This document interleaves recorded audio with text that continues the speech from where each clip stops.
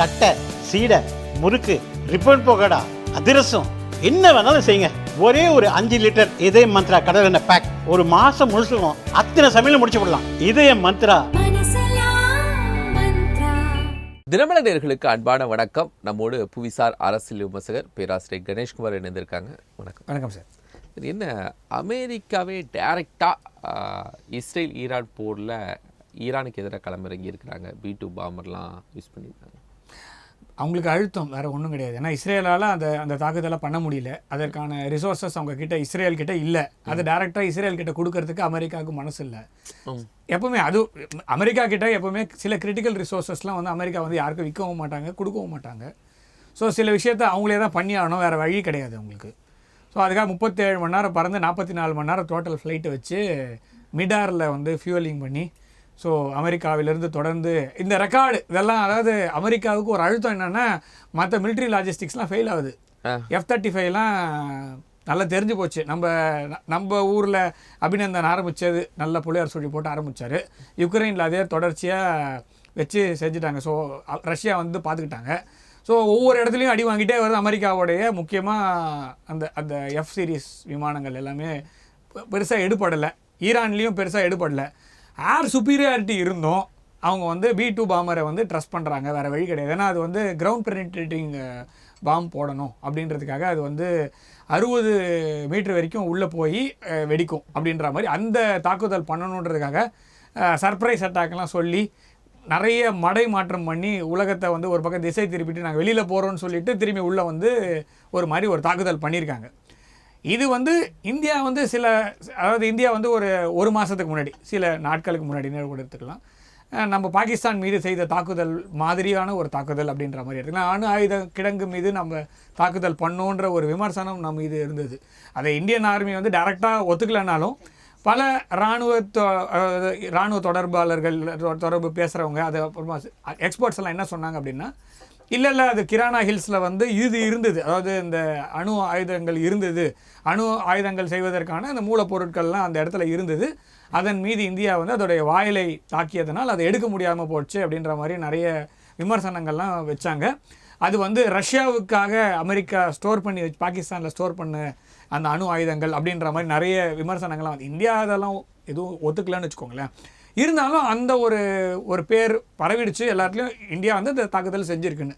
So இப்போ அந்த பிராந்தியத்தில் பக்கத்தில் முக்கியமாக உலகத்தில் எல்லா அரங்கிலையுமே அமெரிக்கா தான் முதல்ல இந்த வேலையெல்லாம் செய்வாங்க எப்போவுமே. அதாவது நாங்கள் தான் பெரிய ஆள், நாங்கள் தான் பெரிய அண்ணன், அதே மாதிரி எந்த ஒரு விஷயம் வந்தாலும் நாங்கள் முதலில் செய்வோம் அப்படின்னு சொல்லியிருக்காங்க. அதை வந்து இந்தியா செஞ்சதற்கான ஒரு பதிலடி, அதாவது பதிலடின்றதை விட ஒரு have to make a message.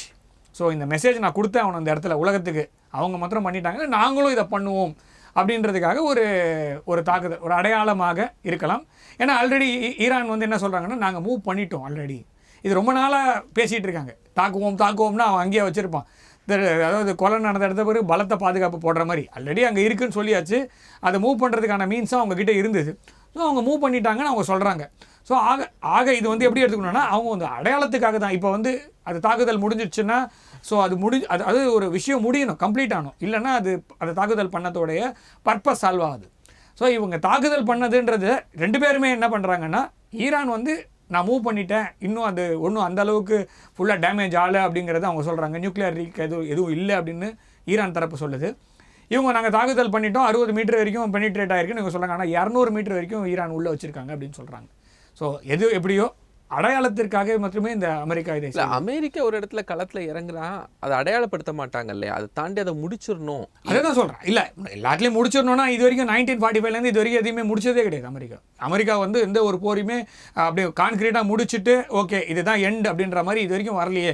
Vietnam வரல, செய்கண்டில் அப்படியே இருக்கிறதெல்லாம் அப்படியே போட்டுட்டு ஓடி போயிட்டாங்க. ஆப்கானிஸ்தானில் இருக்கிறத அப்படியே போட்டு ஓடி போயிட்டாங்க. ஸோ லிபியாவில் யாருக்குமே கண்ட்ரோலில் இல்லை. சிரியாலையும் ஈராக்லேயும் கொஞ்சம் அவங்களோட ட்ரூப்ஸ் இருக்குது, அவ்வளோதான். மற்றபடி அவங்களுடைய வெற்றி அப்படின்றது எப்படி எடுத்துக்க முடியும்? ஸோ வெற்றின்னா கான்க்ரீட்டாக ஒரு என்ன சொல்கிறது, முடிவு அப்படின்றது ஒரு பேப்பரில் இருக்கணும்.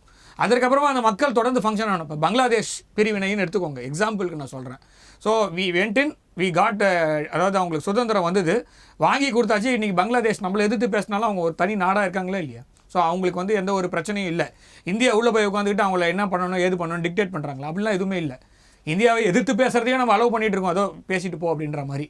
ஸோ அந்த மாதிரி இருக்கணும். ஒரு ஒரு ஒரு ஒரு டாஸ்க் எடுத்திங்கன்னா அந்த டாஸ்க் கம்ப்ளீட் ஆகணும். ஸோ ஆனால் அமெரிக்கா அந்த மாதிரி பண்ணதே இல்லை இது வரைக்கும். ஸோ இப்போ மேபி எதுக்காக இதை பண்ணுறாங்கன்னு நம்மளுக்கு தெரியல. ரிசோர்ஸ்க்காக இருக்கலாம், இல்லை வந்து just to make a message for the adversaries, அந்த ரீஜனில் இருக்க அட்வர்சரிஸு, இல்லைனா ஈரானுக்கு பின்னாடி இருக்கிற சக்திகளுக்கு ஒரு மெசேஜ், இந்த மாதிரி எங்களால் B-2 பாம்பரை மொபிலைஸ் பண்ண முடியும், நாங்கள் இந்த மாதிரி 40 மணி நேரம் பறந்து எங்களால் இந்த அசைன்மெண்ட்டை எங்களால் பண்ண முடியுன்ற ஒரு அடையாளத்துக்காக வேணால் பண்ணியிருக்கலாம். ஆனால் அசைன்மெண்ட்டு கம்ப்ளீட் ஆகணும்னா அதுக்கு திரும்பி பார்க்கணும்ல. ஸோ அப்போ திருப்பி B-2 பாம்பர் வருமா? ஸோ அப்படி வந்ததுன்னா இந்த பிராந்திய போராக மாறுறதுக்கு வாய்ப்பு இருக்குது, அவ்வளோதான். ஏன்னா ஆல்ரெடி மூவ் பண்ணிட்டாங்கன்னு சொல்கிறாங்க, இப்போ வேறு எங்கே இருக்குன்னு உங்களுக்கு தெரியாது. ஸோ திருப்பி வந்து இஸ்ரேல் வந்து வேறு இடத்துல இருக்குன்னு உங்ககிட்ட சொல்லி திருப்பி ஒரு தாக்குதல் பண்ணாங்கன்னு வச்சுக்கோங்களேன், அது வந்து உலகத்தில் ஆல்ரெடி அமெரிக்காவுக்கு வந்து ஒரு பெரிய நம்பிக்கையற்ற தன்மையை தான் உருவாக்கியிருக்கு. ஏன்னா ஈரான் பக்கம் வந்து பேச்சுவார்த்தை நடத்துவதற்காக அமெரிக்கா ஒரு பக்கம் அழைத்தது, அதுக்கு ஈரான் போச்சு 2015 பேச்சுவார்த்தையெல்லாம் நல்லா ஓரளவுக்கு போச்சு. அடுத்தது ஒரு அமைதி திரும்பும் அப்படின்னு நம்ம பார்க்கும்போது, இப்போ பேச்சுவார்த்தை ஒரு பக்கம் நடத்திக்கிட்டு இருப்பீங்க, இன்னொரு பக்கம் இந்த மாதிரி ஒரு பெரிய ஒரு குண்டை போட்டு அந்த எதுக்காக பேச்சுவார்த்தை நடத்தோ அதே முடிப்பீங்க அப்படின்னா, எந்த நம்பிக்கையில் ஈரான் இப்போ பேச்சுவார்த்தை நடத்துறதுக்கு போகும் அப்படின்னு பேச்சுவார்த்தை மாத்திரம் ஈரான் மாத்திரம் இல்லை, வேறு எந்த நாடு நம்பும்? இந்த மாதிரி ஒரு பக்கம் உங்களை நம்பி ஒரு பேச்சுவார்த்தைக்கோ ஏதோ ஒரு மத்தியஸ்தத்துக்கும் பாருங்கள், கண்டிப்பாக இப்போ இந்தியாவாக இருக்கட்டும், பாகிஸ்தானாக இருக்கட்டும், எந்த ஒரு நாடுமே நம்பகப்பட்ட தன்மையற்ற ஒரு நாட்டு பேச்சுவார்த்தை நடந்துட்டே இருக்கும்போது தானே அமெரிக்கா இஸ்ரேலை வச்சு ஈரான் மேலே தாக்குதல் இல்லை, அமெரிக்கா இஸ்ரேலை வைத்து தாக்கவில்லை. அந்த விஷயத்தில் தான் நம்ம நல்லா புரிஞ்சுக்கணும். ஈரான் மீது இஸ்ரேல் தாக்கியது ஆன் தேர் ஓன் மீன்ஸ். ஏன்னா அமெரிக்கா வந்து சொன்னது என்னென்னா, நீங்களே தான் உங்களை 2 பேரையும் நீங்கள் தாக்கிக்கிறீங்க, இந்த விஷயத்துக்குள்ளே நாங்கள் வரமாட்டோம் அப்படிங்கிறதான் முந்தா நேற்று வரைக்கும் அமெரிக்கா வச்சிருந்தது. 2 பேரும் தாக்குதல் பண்ணாதீங்க, அமைதியாக இருங்கன்றது மாத்திரம் தான் அமெரிக்காவும் சொல்லிச்சு, இந்தியாவும் சொல்லிச்சு, ரஷ்யாவும் சொல்லிச்சு. டிஎஸ்கலேட் பண்ணுங்கள், இந்த விஷயத்தில் பண்ணாதீங்க அப்படின்றது தான் சொல்லிடுச்சு. ஆனால் நேற்றுக்கு அமெரிக்கா இந்த மாதிரி டிஎஸ்கலேட் பண்ணுங்கன்னு பேசிகிட்டு இருக்கும்போது இந்த B-2 பாம்பர் வச்சு தாக்குதல் பண்ணதுன்றது ஒரு மாறுபட்ட ஒரு கருத்து. ஏன்னா மாறுபட்ட ஒரு நிகழ்வு. ஒரு பக்கம் நீங்கள் கருத்து சொல்கிறீங்க தாக்குதல் பண்ணாதீங்கன்னு, இன்னொரு பக்கம் நீங்களே தாக்குதல் பண்ணுறீங்க. அப்போ அமெரிக்காவை எந்த நாடு நம்பும்? ஸோ அப்போ நீங்கள் உங்கள் கூட ஒரு பேச்சுவார்த்தை நடத்தினா, ஒரு பக்கம் பேச்சுவார்த்தை நடத்திக்கிட்டே அந்த நாட்டு மீது இதை பல தடவை அமெரிக்கா பண்ணியிருக்கு, நான் இல்லைன்னுலாம் சொல்லலை. இருந்தாலும் இது வந்து அதாவது 21ஆம் நூற்றாண்டில் லேட்டஸ்ட்டாக இருக்கக்கூடிய ஒரு விஷயம். இந்த சமயத்தில் இன்ஃபர்மேஷன் அவுட் பிரேக்காக இருக்குது. ஸோ எல்லாருக்குலேயும் பரவுது. ஸோ எல்லா நாடுகளுக்குமே இந்த ஒரு சந்தேகமும் இருக்கும், ஒரு சந்தேகங்கள் பயமே இருக்கலாம். இந்த நாடோடைய உறவுகள் வைத்துக்கலாம், அப்படி இருக்கலாமா அப்படின்ற உறவை நோக்கியே போவாங்க. போர் வேண்டாம், பீஸ் அப்படின்னு இந்தியா சொல்லுது, இதனுடைய வெளியுறவு கொள்கையை வச்சுருக்கு. கிட்டத்தட்ட அமெரிக்கா உள்ளிட்ட நாடுகள் கூட சமீப காலங்களில் போர் வேண்டாம் அப்படிங்கிற ஒரு நிலையில் தானே எடுத்தாங்க. அவங்களே இப்போ இறங்கும்போது இந்தியா அதனுடைய நிலைப்பாட்டை எப்படி இந்தியா வந்து நம்மளுடைய போரையே நிறுத்தி தானே வச்சுருக்கோம். இது அமைதிக்கான ஒரு தருணம். அது நமக்கான விஷயத்தில் இல்லை, எனக்கு தலைக்கு மேலே இருக்குல்ல, எனக்கு டெய்லி இது வந்து பெரினியல் ப்ராப்ளம். இப்போ ஈரானுக்கு வந்து இஸ்ரேல் எப்போ தாக்குதல் பண்ணுது? ரொம்ப நாள் கழிச்சு இப்போ தான். நம்மளுக்கு வருஷம் நடக்குது, மாதம் நடக்குது, ஆல்மோஸ்ட் ஒரு 15 நாளுக்கு ஒரு தடவை நடக்குது. இப்படி தானே இருக்குது. எத்தனை சீஸ்ஃபயர் வயலேஷன் வந்திருக்கு பாகிஸ்தான் கிட்டேருந்து? சரி, டேரெக்டாக நான் சொல்கிறது எல்லை தாண்டிய பயங்கரவாதம் ஒரு பக்கம் இருக்கட்டும். 2004ஆம் வருஷத்துலேருந்து 2014ஆம் வருஷம் வரைக்கும் எத்தனை சீஸ்ஃபயர் வயலேஷன் பண்ணியிருக்காங்கன்னு பாருங்கள் பாகிஸ்தான் டேரெக்டாக. ஸோ அத்தனை சீஸ்ஃபயர் வயலேஷனுக்கு நம்ம எப்படி பதிலடி கொடுத்துருக்கோன்னு பாருங்கள். 2014க்கு அப்புறமும் அது தொடர்ந்து இருக்குது. ஸோ அதற்கு நம்ம பதிலடி கொடுத்தோம், ஆனால் போர் மாதிரி போகல. ஏன்னா நம்மளுக்கு அதாவது எந்த அளவுக்கு எஸ்கலேட் பண்ணணும்னு நம்மளுக்கு தெரியும். இப்போவுமே கூட ஆப்ரேஷன் சிந்தூர் எந்த இடத்துல நிறுத்தணுமோ அந்த இடத்துல நிறுத்திட்டோம். ஸோ நம்ம உள்ள தொடர்ந்து சண்டை போடலாம். இப்போ இன்றைக்கி இஸ்ரேல் வந்து 15 விமானங்களை தாக்கியிருக்கிறது, 4 ஹெலிகாப்டர் தாக்கியிருக்கு. ஏன்னா ஏர் சுப்பீரியாரிட்டி இருக்குது அவங்களுக்கு. அந்த ஈரானில் இருக்க முழுக்க எல்லா ரேடார்களையும் அழித்து ஆகிவிட்டது அப்படின்ற ஒரு மெசேஜ் கொடுத்தாச்சு. அதனால் இஸ்ரேலுடைய விமானங்கள் ஈரானில் எங்கே வேணால் பறக்கலாம் அப்படின்னு. ஸோ ஃபுல் பெர்ஷியன் கல்ஃப் முழுக்க இந்த பக்கம் போயிட்டு வரலாம் அப்படின்னா, இந்தியாவுக்கும் அதே ஆப்ஷன் இருந்ததில்ல. பாகிஸ்தானோட ஏர் ஸ்பேஸில் நம்மளுக்கு ஏர் சுப்பீரியாரிட்டி இருந்ததில்ல. முதல் நாள் அந்த தீவிரவாத முகாம் தாக்குதல் முடித்த பிறகு அதாவது பாகிஸ்தானுடைய இராணுவ தளவாடங்கள் மீது தாக்குதல் பண்ணும்போது எல்லா ரேடார்களையும் தானே முதல்ல நம்ம அழிச்சோம். அந்த விமான எதிர்ப்பு ஏவுகணைகள் மொத்தமும் அந்த செயல்பட முடியாமல் போனதுக்கு ரீசன் இந்த ரேடார்லாம் அழிச்சிட்டோம்ல. அப்போ அழிச்சிட்டோம், நம்மளுக்கு அந்த சுப்பீரியாரிட்டி இருந்ததில்ல. ஆனால் நம்ம என்னைக்கு நிறுத்தணுன்றமோ நிறுத்தியாச்சுல்ல. ஏன் நிறுத்தணும் அப்படின்னா, இது தொடர்ந்து நடந்தால் நம்மளுக்கும் செலவாகும். ஒரு நாள் போர் நடக்கணும்னா செலவாகும், அந்த செலவுக்கு நான் தான் பார்க்கணும். இப்போ இஸ்ரேலோட கதை வேறு. இஸ்ரேலுக்கு அமெரிக்கா பின்புலமாக இருக்குது, மேற்கத்திய நாடுகள் முழுக்க பின்புலமாக இருக்குது. ஏன்னா ஈரான் மீது அவர்களுக்கு ஒரு நல்ல எண்ணம் கிடையாது. ஈரானை அழிக்க வேண்டும்ன்ற இஸ்ரேல் சொல்கிறாங்க, இஸ்ரேல் அழிக்க வேண்டும் ஈரான் சொல்கிறாங்க, 2 பேரும் இருக்குது. ஸோ அப்போ இஸ்ரேல் பின்பக்கம் நிற்க வேண்டியது அமெரிக்காவுடைய ஒரு தார்மீக பொறுப்பாக ஃபீல் பண்ணுறாங்க. அதனால் அந்த ப்ரெஷர்னால அவங்க வந்து ஹெல்ப் பண்ணுறாங்க. எவ்வளோக்கு இது பில்லியன் கணக்கில் அவங்க செலவு பண்ணுறாங்க இஸ்ரேலுக்காக. அமெரிக்கா இந்தியாவுக்கு செலவு பண்ணுறதுக்கு ஆள் கிடையாது. ஸோ நம்மளே தான் பார்த்துக்கணும். நம்மளுக்கு பின்புலம் கொடுக்க வேண்டிய டெக்னாலஜி அமெரிக்கா கொடுக்காது. போர் வந்துச்சுன்னா இந்த வாட்டி நம்மளுக்கு வந்து நாவிக் இருந்ததுனால நம்ம தப்பிச்சோம். தளவாடங்கள் வந்து ஃப்ரான்ஸ் கிட்டேருந்து ரஷ்யா கிட்டேருந்து வந்ததுனால நம்ம தப்பிச்சோம். இஸ்ரேல் கிட்டேருந்து வந்ததுனால தப்பிச்சோம். இதே நம்மளுடைய ஓன் தளவாடங்கள், நம்மளோட ஓன் லாஜிஸ்டிக்ஸ்னால நம்ம தப்பிச்சிட்டோம். இதே நம்ம வெஸ்டர்ன் லாஜிஸ்டிக்ஸ் பின்னாடி போயிருந்தோம்னா நம்ம ஒரு கடங்கார நாடாக இருப்போம். ஸோ இவங்க கிட்டேருந்து வாங்கிட்டே இருப்போம், இந்த போர் தொடர்ந்து நடந்துகிட்டே இருக்கும், இந்த ப்ராப்ளம் இருக்கும். அதே மாதிரி ப்ரிசிஷன் எல்லாமே நம்ம கரெக்டாக முடிச்சிட்டோம். ஸோ எங்கே அடிக்கணுமோ அடிச்சாச்சு, வெளில வந்தாச்சு, அவ்வளோதான். அதுக்கு மேலே நீ எழுந்துக்க முடியாதுன்னு எனக்கு தெரியும். நான் எப்போ வேணால் உன்னை அடிப்பேன். நீ இதுக்கு மேலே நீ எல்லை தாண்டிய பயங்கரவாதம் ஒரு தடவை பண்ணினா மறந்துடு அப்படின்றத சொல்லியாச்சு. அதோட நிறுத்திடணும். சும்மா டெய்லி போய் தாக்குதல் பண்ணிகிட்டே இருந்தீங்கன்னா ஒரு பாயிண்ட் ஆஃப் டைமில் அவங்களுக்கு சப்போர்ட் அதிகமாகும். ஸோ இப்போ அமெரிக்கா வந்து டெய்லி ஈரான் மீது தாக்குதல் பண்ணுறதுனால ஈரானுக்கு அவங்களுக்கு பின்புலமாக இருக்கும் நாடுகள் எண்ணிக்கை அதிகமாகும். ஸோ இதுதான் அவங்க புஷ் பண்ணுறாங்க. சைனாவும் ரஷ்யாவும் ஈரானும் இன்னும் க்ளோஸராக ஆவாங்க. ஸோ அது வந்து பல்வேறு அதர் ப்ராப்ளம் நோக்கி தள்ளும். ஸோ இதை வந்து மேற்கத்திய நாடுகளுக்கு விருப்பப்பட மாட்டார்கள். ஆனால் இப்போதைக்கு அமெரிக்கா அதை பண்ணுது. இந்தியாவுக்கு இதில் செக் பாயிண்டாக இருக்குது என்ன? செக் பாயிண்டாக இருக்கிறது 2 விஷயம். இஸ்ரேலும் நம்மளுடைய நண்பன், ஈரானும் நம்மளுடைய நண்பன். இது ரெண்டுமே 1979க்கு அப்புறமா ஈரானுடைய policy towards India is different. இதே ஈரான் பாகிஸ்தானுக்கு சப்போர்ட்டாக 1971 நின்றுது. அப்போ ஷாவோட ரெஜிம் இருந்தது. ஷா வந்து அமெரிக்காவுடைய சப்போர்ட்டில் இருந்தார். அதனால ஈரான் வந்து பாகிஸ்தானுடைய ஃப்ளைட்ஸ் எல்லாம் ரிப்பேர் பண்ணி கொடுத்தாங்க. ஸோ அது மூலமாக அந்த மண்ணிலிருந்து நம்மளுக்கு வந்து த்ரெட் இருந்தது. 1979க்கு அப்புறமா அது இல்லை. ஆனால் பாகிஸ்தான் வந்து 1973 ஆர்கனைசேஷன் ஆஃப் இஸ்லாமிக் கோஆப்ரேஷன், அதாவது OIC அப்படின்னு ஒரு இஸ்லாமிய நாடுகளின் கூட்டமைப்பில் போய் கதறி அழுத போது சொன்னது, எங்கள் நாடு பெரிய நாடெல்லாம் கிடையாது, எங்ககிட்ட வளமெல்லாம் கிடையாது, ஆனால் உலகத்தில் ஏதாவது ஒரு இடத்துல இஸ்லாமிய நாடு தாக்கப்பட்டால் எங்களுடைய ரத்தத்தை கொடுத்தாவது அந்த நாட்டை காப்பாற்றுவோம். இது வந்து பாகிஸ்தானுடைய வெளிப்படையான வார்த்தை. அந்த நாட்டோட அதிபரே போய் OICயில் சொன்ன விஷயம் இது.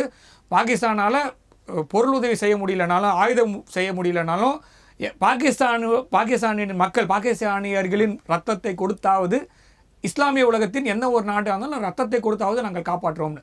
ஈரான் இப்போ அடி வாங்கியிருக்குல்ல, எங்கேருந்து அடி வாங்கினாங்க?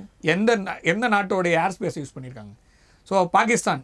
ஓகேவா? இது ஒரு நல்ல விஷயம். இந்த அட்டாக்கில் தெரிஞ்சது என்னென்னா, பாகிஸ்தானோட வார்த்தைகள் கண்டிப்பாக கிடையாது. அது வந்து ஷியா மெஜாரிட்டி கண்ட்ரின்றதுனாலையோ இல்லைனா இப்போ அமெரிக்கா தான் முக்கியம். அதாவது அந்த ஆர்டரே சொல்லுவாங்க சில சமயத்தில் வந்து அந்த பாகிஸ்தானோடைய ஹையரார்க்கியில் வந்து பார்லிமெண்ட்டுக்கு மேலே இது ஜென்ரலுக்கு மேலே ஐஎஸ்ஐக்கு மேலே அமெரிக்கா இருக்கும்.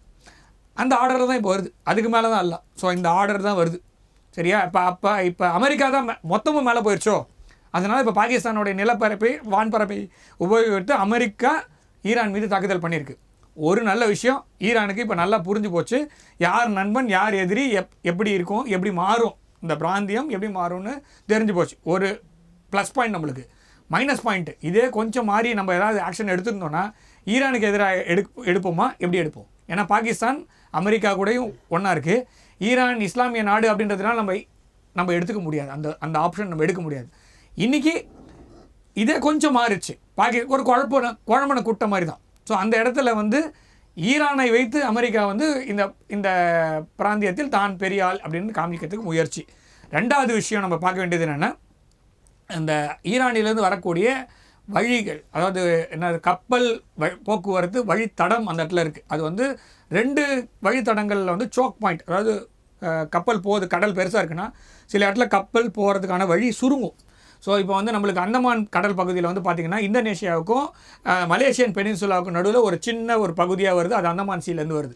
ஸோ அந்த பகுதியோட பேர் வந்து மலாக்கா ஸ்ட்ரெயிட் அப்படின்வாங்க. அது வந்து ஜலசந்தி அப்படின்னு சொல்லுவோம்.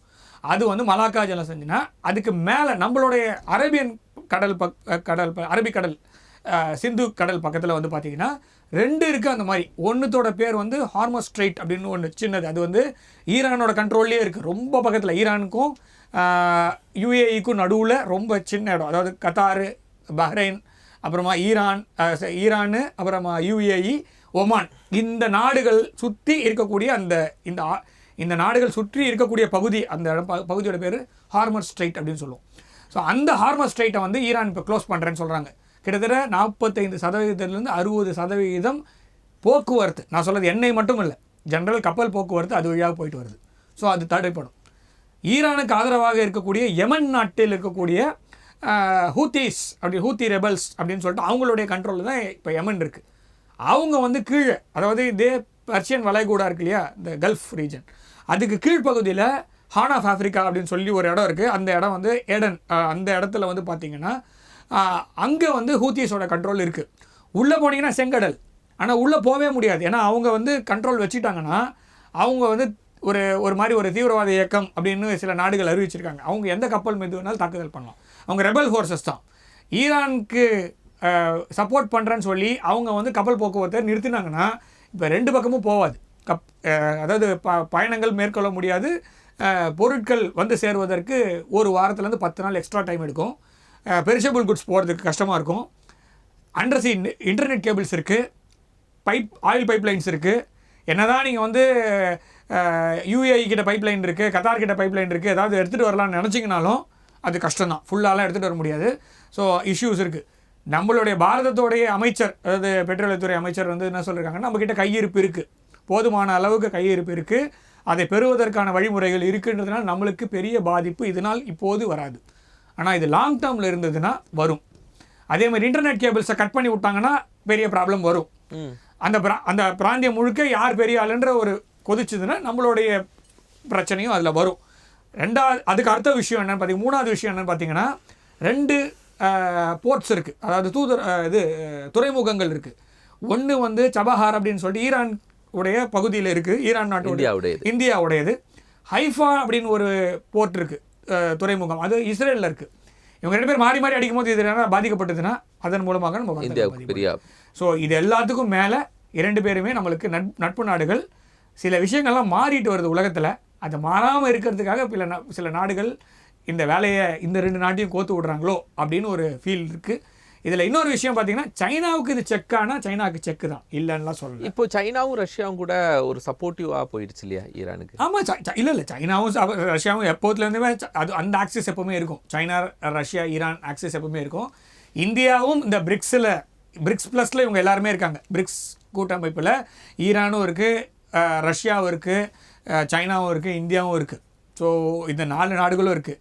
இதில் UAEயும் இருக்குது. ஸோ இப்போ பிரச்சனை வந்து என்னென்னா, இந்த மாற்றங்கள் சில உலகத்தோடைய சில பெரிய விஷயத்தை மாற்றும் இந்த கூட்டமைப்பு அப்படின்னும் போது, நல்லா போயிட்டு இருந்த வண்டியை பஞ்சர் பண்ணி விட்டா மாதிரி ஏதோ ஒரு வேலைகள் நடந்திருக்கு. அதனால தான் இதை வந்து பாரத பிரதமர் சொல்கிறது வந்து இந்த சமயத்தில் அமைதி திரும்புறதுன்றது லாங் டேர்முக்கு நம்மளுக்கு நல்லதாக இருக்கும். சில சமயத்தில் வந்து ஒரு கண்ணாடி போட்டிருப்போம், நம்ம அந்த கண்ணாடி கைட்டி வச்சுட்டு நம்ம பார்த்தோன்னா கிளியராகவே தெரியும். இந்த ஸ்பைடர்மேன் மீம் மாதிரி தான். ஸோ கண்ணாடி இல்லாமல் பார்த்தாலே சில சமயத்தில் நல்லா தெரியும். சரி, இப்போது இஸ்ரேல் தாக்குதல் நடத்துச்சு, இஸ்ரேல் மேலே ஈரான் ரிட்டாலியேட் பண்ணிடுச்சு. இப்போ அமெரிக்கா தாக்குதல் நடத்திருக்கு, ஈரான் என்ன பண்ண போகுது? இப்போ ஈரான் அமெரிக்காவோட பேஸஸை தாக்குவேன்னு சொல்கிறாங்க. பாசிபிள், ஆனால் குவைட் பாசிபிள். பக்கத்தில் தானே இருக்குது. ஸோ ஈரானை சுற்றி இருக்க எல்லா நாட்டிலையும் அமெரிக்காவோட பேஸ் இருக்குது, எல்லா நாட்டிலும் இருக்கு. ஈரான் மேல அமெரிக்கா தாக்குதல் நடத்தும் போது அமெரிக்கா மண்ணுன்னு தானே சொல்றாங்க. அமெரிக்கா மண்ணுன்றது எந்த ஒரு இடத்துல அமெரிக்க தூதரகமோ அமெரிக்காவுடைய ராணுவ தளவாடங்கள், ராணுவ பேஸ் இருந்ததுன்னா அதில் அமெரிக்காவாக தான் நம்ம எடுத்துக்க முடியும். கரெக்டாக கத்தாரில் அவங்களுக்கு இருக்குது, பஹ்ரைனில் இருக்குது, UAEயில் இருக்குது, எங்கே வேணாலும் தாக்குதல் நடத்தலாம். சரி, அவங்க சொல்கிறது என்னென்னா, நான் அமெரிக்கா மண்ணின் மீது தாக்குதல் நடத்துவேன், அமெரிக்காவோட பேசஸ் மீது தாக்குதல் செய்வேன் அப்படின்னா துருக்கியில் இருக்குது. ஸோ துருக்கி எல்லா இடத்துலையுமே இருக்குல்ல. அமெரிக்காவோட பேஸு நோக்கும் எங்கும் நீக்க மறை நிறைந்திர பராபரத்துக்கு அடுத்தது அமெரிக்கா பேசஸ் தான் இருக்குது. உலகத்தோட மேப் எடுத்து பாருங்கள், எங்கெங்கெல்லாம் அமெரிக்கா பேசஸ் இருக்குன்னு பாருங்கள். நம்மளுக்கு கீழே 2000 கிலோமீட்டரில் இருக்குல்ல டியேகோ கார்சியா, அங்கேருந்து வந்த ஃப்ளைட்டு தானே F-35 பக்கம் நிற்குது இப்போ. ஸோ இப்போ அந்த ஃப்ளைட்டு எடுத்துகிட்டு போகிறது எப்படி எடுத்துகிட்டு போவாங்க அப்படின்றது ஒரு வாரமாக நிற்குது. அந்த ஃப்ளைட்டு தான் நம்ம வாங்கணும்னு சொல்லி ரொம்ப ப்ரெஷர் போட்டுது அமெரிக்கா. அந்த ஃப்ளைட் டேக் ஆஃப் ஆகுமா, அது என்ன பிரச்சனைன்னு கூட சொல்ல மாட்டேங்கிறாங்க கடைசி வரைக்கும். அந்த பைலட் கூட எழுந்து போக மாட்டேங்கிறாரு, அது பக்கத்துலேயே ஒரு சேரை போட்டு உட்காந்துருக்காரு, நம்ம வீலை கட்டி வைக்கிற மாதிரி. ஸோ இந்த மாதிரி ஒரு லாஜிஸ்டிக்ஸ் தான் வச்சுருக்காங்க. But still attack on American bases take attack on America தானே. ஸோ அதை தான் அமெரிக்கா மீது ஈரான் இங்கேருந்து போய் அமெரிக்காவோடைய நீங்கள் அமெரிக்காவோட மேப்பை வந்து நீங்கள் வெறும் அந்த மெயின்லேண்ட் அமெரிக்கா கனடாவுக்கும் மெக்சிகோவுக்கும் நடுவில் இருக்கிற நிலப்பரப்பை மாத்திரம் எடுத்துக்க முடியாது. மேலே அலாஸ்காவோ இல்லை ஹவாய் மாத்திரம் இல்லாமல் 15 இடத்துல அவங்களுக்கு எக்ஸ்ட்ரா ஓவர்சீஸ் டெரிட்டரிஸ் இருக்குது. பிலிப்பைன்ஸ் பக்கத்தில் இருக்குது. அமெரிக்கா மேலே ஒரு ரிட்டாலியேட் பண்ணிட்டு தான் இவங்க கூலாவாங்க ஈரான். அது வந்து அவங்களுடைய அடையாளமாக அவங்க பார்ப்பாங்க. அதாவது உள்ளுக்குள்ளே நாட்டில் அசிங்கப்பட்டாச்சு. ஸோ இப்போ ஈரானுக்கு உள்ளுக்குள்ளே ஒரு ப்ரெஷர் இருக்குது. ஏன்னா அந்த நாடோடைய ரெஜிம் சேஞ்சு தான் அவங்க கேட்குறாங்க. ஸோ அப்போ நான் ஒரு அடையாளமாக ஒன்று பண்ணாதானே இங்கே இருக்கிற மக்களுக்கு வாய மூட முடியுன்றதுக்காக அவங்க அதை இல்லைன்னா பாசிபிள் ஆகிடும். அது பாசிபிள் ஆகும். ப்ளஸ் அந்த ஊர் மக்களுக்கு வந்து ஒரு மெசேஜ் கொடுத்த மாதிரி தானே இருக்கும். ஸோ அதனால் அவங்க தாக்குதல் பண்ணுறான்னு சொல்கிறாங்க. ஆனால் பண்ண முடியுமா பண்ண முடியாதுன்றது அந்த நாட்டோடைய தலைவர்களும் அவங்களுடைய அலையன்ஸ் இருக்காங்கல்ல. ஸோ இது டேரெக்டாக அதுவும் ஒன்று இருக்குது. இப்போ இஸ்ரேல் சொல்லி அமெரிக்கா இதை செஞ்சுது அப்படின்றது கிடையாது. அமெரிக்காவே சில சமயத்தில் காங்கிரஸ் சொன்னாங்களா அப்புறமா டெமோக்ராட்ஸ் கிட்ட தெரிஞ்சதெல்லாம் கிடையாது. டைரெக்டாக ஒரு அமெரிக்கா இப்போ வந்து போருக்கு போன மாதிரி தானே. ஸோ வேறு ஒரு நாட்டுக்கு ஒரு 3வது 2 நாடு சண்டை போடுது, 3வது நாடு வந்து அன்இன்வைட்டடாக போய் உள்ளே இறங்குது அப்படின்னா ஆக்ட் ஆஃப் வார் தானே அந்த கண்ட்ரி. ஸோ அப்போ இப்போ அமெரிக்காவுக்குள்ளேயே அது ப்ரெஷர் இருக்கும். இப்போ அமெரிக்காவுடைய சாண்டர்ஸ் வந்து இந்த தாக்குதலுக்கு வந்து இதை தாக்குதல் பண்ணக்கூடாதுன்னு ஒரு கோர்ட்டுக்கு போனார் கொஞ்ச நாள் முன்னாடி, 2-3 நாள் முன்னாடி. அதையும் மீறி இவங்க பண்ணிட்டாங்க இப்போ. ஸோ இப்போ அமெரிக்காவில் ட்ரம்ப்புக்கே ப்ரெஷர் இருக்கும். இப்போ அடுத்தடுத்து நகர்வுகள் கொஞ்சம் ஆபத்தாக இருக்குமா இல்லை இந்தியாவுக்கு பாதுகாப்பாக இருக்குமா அப்படின்னு நம்ம யோசிக்கும் நேரத்தில் நிறைய கருத்துக்கள் பதிவு செஞ்சீங்க. ரொம்ப மகிழ்ச்சி. நேர்களை மற்றும் ஒரு நிகழ்ச்சி சந்திக்கலாம். நன்றி.